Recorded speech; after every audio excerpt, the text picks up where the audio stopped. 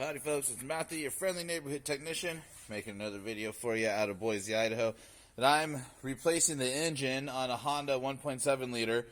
And so this engine's no good. It's got a blown piston rod, made a hole in the engine down there. We'll check that out later on in some later videos. But I figured while I'm replacing the engine, I'll just make a bunch of little short, cool videos, show you how to do things like remove ignition coils, valve cover gaskets and stuff like that. So this next video on this used engine that we have that we are replacing all that on, I already showed you what to do to remove and replace your ignition coils and your spark plugs. So now let's say you not only want to tune it up with new ignition coils and spark plugs, but you also want to replace the valve cover gasket as well, or you have the valve cover gasket leaking.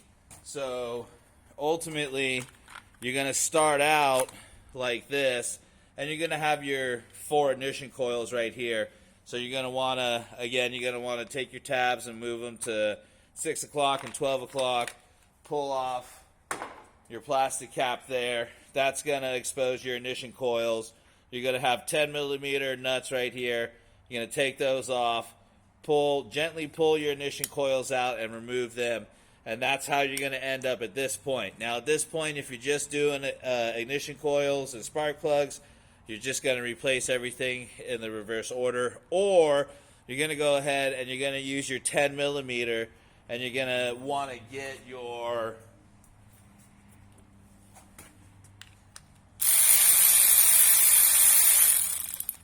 wire harness out of the way.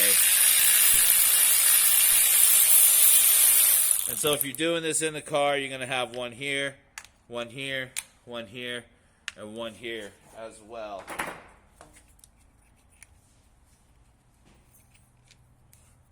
And you're going to take these off, and you take this off, and then this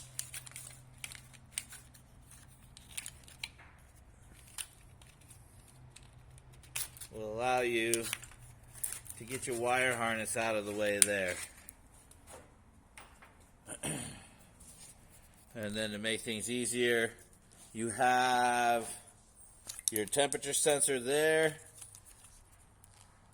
and then you have your plug here. Okay, and if your vehicle is in the car, this goes down to your alternator. So if your vehicle is in the car, you're also going to want to unplug your alternator, and then you will be able to just set that back. So we can even go look over here in the car, and you'll see I've got the same thing going on here. Let me just take off that temperature sensor, get you off, and then I'm at the same point here. But I need to get my alternator stuff unplugged. So then you'll just go down here, unplug your alternator, and then you have a 10 millimeter here. And that's going to allow you to remove it. If you see what I'm doing here, if you don't want to remove it like that, you can do this. Here's the only caution that I have against bending it like this. The issue with doing it like this is you could cause a break in a wire somewhere in here or something like that, and next thing you know, you end up with a short. And so I'm really kind of against bending wire harnesses against how they're supposed to go. So if this engine, if I wasn't replacing everything, I would still go ahead and just disconnect your alternator and just happily push everything back there. So yeah, however you want to do it, whether you want to come forward with it or you want to go backwards with it, now you have your valve cover exposed, and you're going to have 10 millimeter bolts. You're going to start with the one in the middle. Hand wrench, electric wrench, whatever.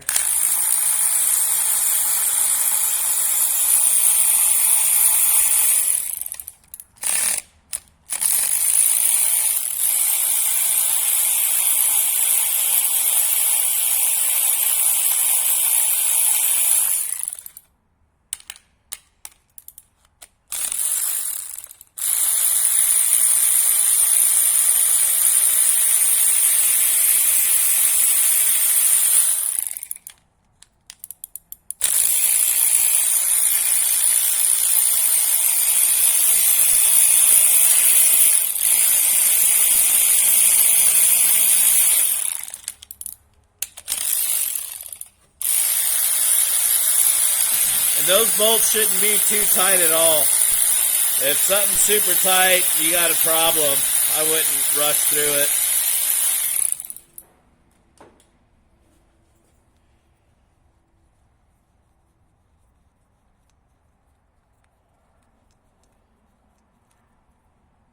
So at this point, just go through and make sure everything is completely loose and good to go. I'm going to pause it. I'll be right back. All right, I'm back. Funny correction. My buddy over here pointed out that I said my vehicle is in the car, not my engine is in the car. So I think that's kind of funny. All right, so once you have your 10 millimeter bolts loose and you're able to pull them up, you can go ahead and take a pry bar and find a point to start working your valve cover off. Normally with your vehicle in the car, with your engine in the car, I did that on purpose, guys. Anyways, with your engine in the car, you can get in right behind and around in the area where the power steering pump is at. So you can normally get in right in this area and use that to pry up and out. So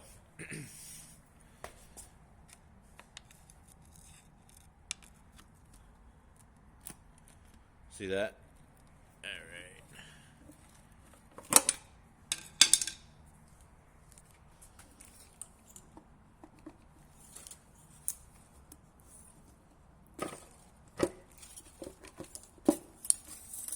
Remove your oil check, your dipstick, push that back, and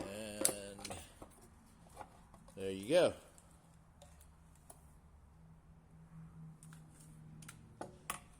And so now you've got your valve cover removed, and there's your valve cover gasket. And so at this point,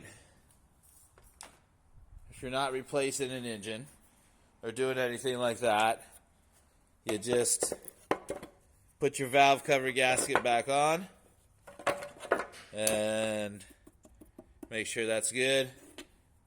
Tighten everything back up. Lay